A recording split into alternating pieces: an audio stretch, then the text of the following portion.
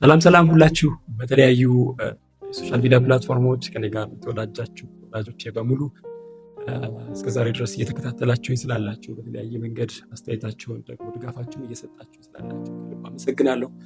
እንደሚታወቀው እስከዛሬ ድረስ በተለያየ መንገድ በተለይ በዚህ የዩቲዩብ ቻናል እንዲሁም በቴሌግራም ቻናል እና ቲክቶክ አካውንቴ ብሎም ደግሞ በፌስቡክ አካውንቴ ወይም ፔጅ በኩል የተለያዩ መልእክቶችን ወደ እናንተ በጽሁፍ መልክ እንዲሁም ደግሞ በምስልና ድምጽ ቅንብር መልክ የተለያዩ መንፈሳዊ ይዘት ያላቸውን መልእክቶች ወደ እናንተ ሳደርስ ቆይቻለሁ። ነገር ግን እንደሚባለው በእኛ ሀገር ወግ ባይን ይገባል ተብሎ ይባላልና እኔ የካሜራውን አይን እያየሁ assuming that I'm looking exactly at እናንተ ደግሞ በዚህ ትንሽ መስኮት በኩል እኔን እየተመለከታችሁ እውነት ልል የፈለኩትን የልብ ሀሳብ መረዳት በሚያስችል ሁኔታ ወደ እናንተ መምጣትን እግዚአብሔር ረድቶኝ አስቤያለሁ። ከዚህ በኋላ በዚህ መልኩ በጣም በሰፊው ወደ እናንተ ሊመጣ አስባለሁ ማለት ነው።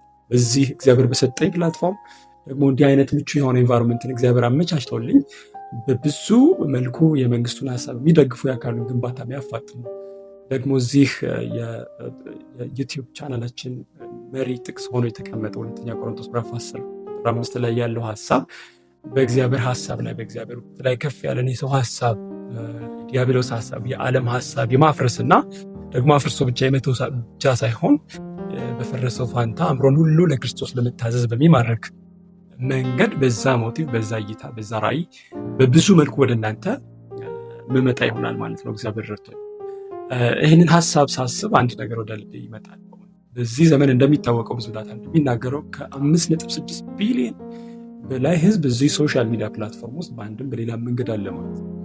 ይህ ማለት አንድ ሰው በጣም እግዚአብሔር ድል ሰጥቶት አንድ ትልቅ አዳራሽ ውስጥ ሊያገኘው ከሚችለው ህዝብ ጋር ፈጽሞ ውድድር ውስጥ የማይገባ ቁጥርን ኢንፍሉዌንስ ለማድረግ እግዚአብሔር ድል ሰጥቶታል ማለት ነው። እንደምታስታውሱት በባቢሎን ምርኮ ወቅት እስራኤላውያን ከምድራቸው ከተወሰዱ በኋላ በኤርምያስ እግዚአብሔር እንደተናገረው የ70 ዓመቱ ጊዜ ካለቀ በኋላ ወደ ምድራቸው ለመመለስ ቂሮስ የሚባልን የፋርስ ንጉስ እግዚአብሔር መንፈሱን ካነሳሳ በኋላ ሄዳችሁ ለአምላካችሁ ቤት ስሩ፣ ከተማችሁን አድሱ ብሎ ትእዛዝ ሲሰጥ ወይም ደግሞ ወደ ሀገራቸው ለመሄድ ድል ባገኙ ጊዜ በሶስት ዙር ዘሩባቤል እንዲሁም ዕዝራና ነህምያ ጋር ብዙ ህዝብ ተከትሎ እንደወጣ ይታወቃል። ግን አት ሴም ታይም ከዚያ የበለጠ ቁጥር ያለው ህዝብ በተለያዩ ከህንድ እስከ ኢትዮጵያ በተዘረጋው በዛን ጊዜ በነበረው ፋርስ አገዛዝ ውስጥ ልክ እግዚአብሔር ቀድሞ በኤርምያስ በዛው ተዋለዱ፣ ዝሩ፣ ብዙ ብሎ እንደተናገራቸው ልመዱ ብሎ እንዳላቸው ለምደው ቀርተው ነበር ማለት ነው።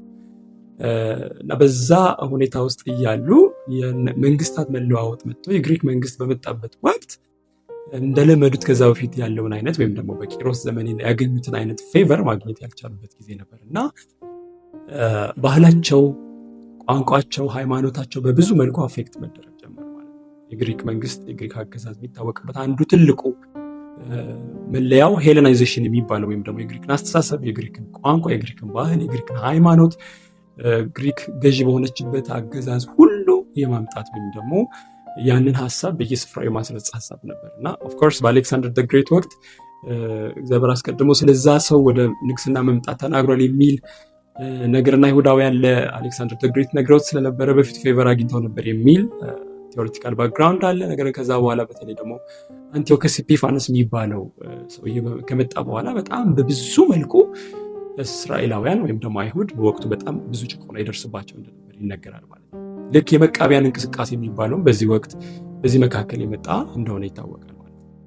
እና በዚያን ጊዜ የቤተ መቅደሱን ነገር የእነሱን የተለየ አምላክ ሁኔታ ደስ የሚያሰኛቸውን ህግ የናፈቁት እስራኤላውያን በያሉበት ቦታ ተሰባስበው የአምላካቸውን ህግ የሚያጠኑበትን ዘዴ ቀየሱና ጌታ ኢየሱስ በመጣ ጊዜ የመጀመሪያውን ይህ ትንቢት በፊታችሁ ተፈጸመ ያለበትን ጨምሮ በየስፍራው ሰዎች እየተሰባሰቡ የእግዚአብሔርን ህግ የሚሰሙበት ስፍራ ተጀመረ ማለት ነው። እሱ ምኩራብ ወይም ሲናጎግ የሚባለው የነዚህ አይሁዳውያን በያሉበት ስፍራ የአምላካቸውን ህግ ለመስማት ደግሞ በዛ ጉዳይ ለመነጋገር የሚሰባሰቡበት ስፍራ መጡ ማለት ነው።